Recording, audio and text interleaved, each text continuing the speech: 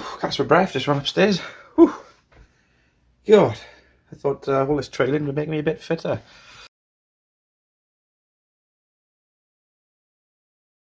Hey guys, welcome back. So today we're going to take a closer look on the C14/24. This is my C24, believe it or not. I've just put the C14 body back on. The bumper's a little bit of a giveaway. Any video, any footage, any content that you've seen on the channel with this front bumper was actually my C14. We've all seen how much this has been through in the past, and all I did was I added the C24 body to it for a bit of a change. So yes, this is the same rig. I'm running the budget setup with it, the MN electronics, and we're going to talk through, let me take the snorkel off so I can put the truck upside down, some of the things to look out for when installing the MN260. So I've got the MN260 in there now. Don't know if you can tell or see that up there. And oh, the battery just fell out. There's a couple of things that you need to look out for.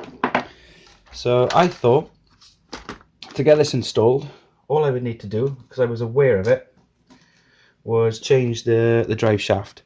The MN motor actually comes with a male on the motor like that, and WPL opposite. The drive shaft coming from the pinion is a male.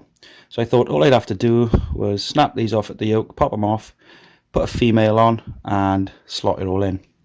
But that wasn't the case. If we take a closer look, this is an original WPL 180. If we take a look at the drive shaft output, this is a new stock one and this is an old stock one. Let me line these up for you guys. A bit of shake here trying to get it in. So the drive shaft actually that I originally popped off the gearbox and put on, and if you're looking to do the same, is a tad bit long. And what would happen was, if we take a look at the drive shaft positions now, I've got a little bit of a gap. There, which is plenty enough for the axle to maneuver. With the original on there, that was actually touching, that was tight, and it would not flex. It was actually putting pressure on the pinion and the gearbox itself. So luckily I had some old ones, shorter ones, which went in.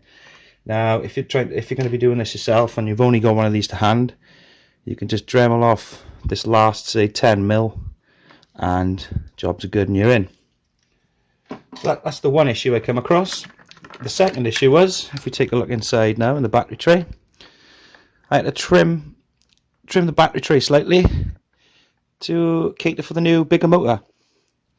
So yes, just a couple of things to look out for. So yeah, enough talking. We'll get out in the garden, give it a test to see if it's any smoother.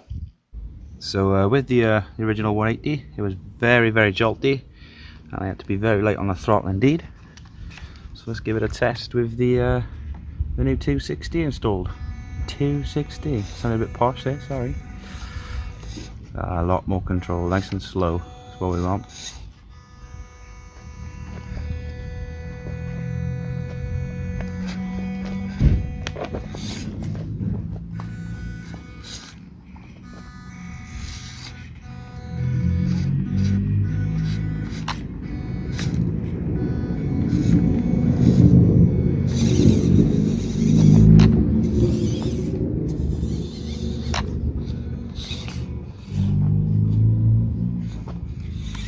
Oh, while driving on my part there, take it nice and slow, yeah. There we go.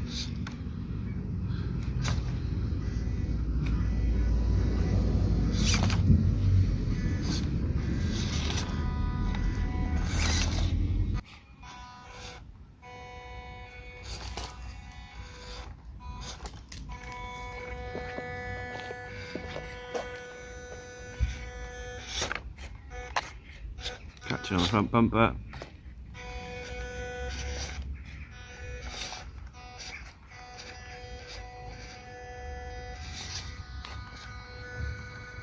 A lot nicer now with this motor in.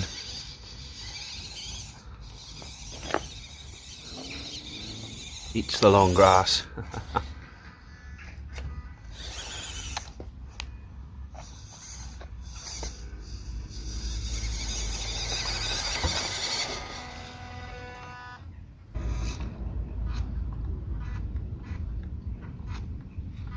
a lot nicer slow control now, just touching that.